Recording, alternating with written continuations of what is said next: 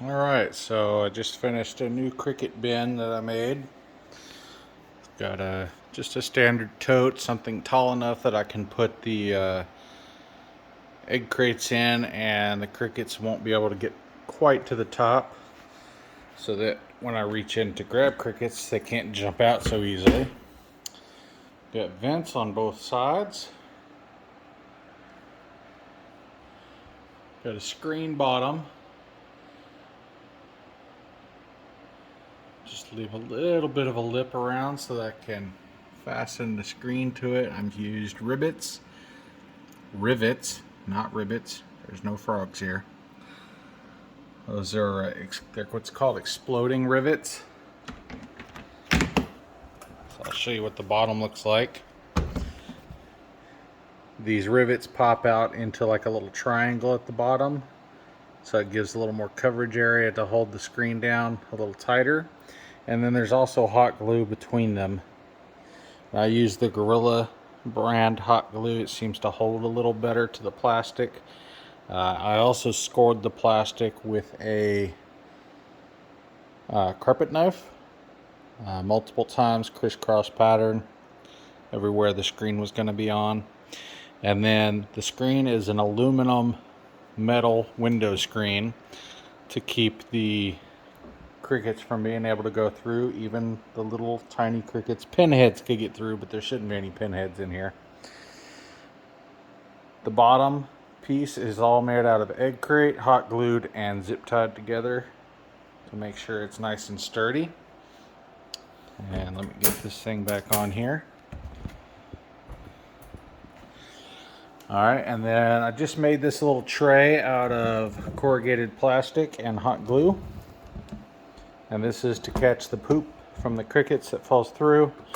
I'll also sprinkle baking soda in here to help cut down odor from cricket waste and the crickets in general, because this baking powder will help absorb odor. And then I can just dump that every couple of days. And that's really all there is to it. That's how you make a cricket tub. But there is some ventilation in the top here. I covered those with weed cloth. I may cut that out and replace it with wire mesh as well.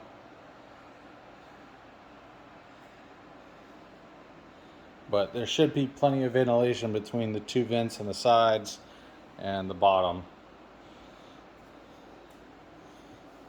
So there you go. That's how you make a cricket bin that'll keep your crickets alive longer, so you can buy in bulk. One this size is good for probably 2,000 crickets, maybe 3,000, but for sure at least 2,000.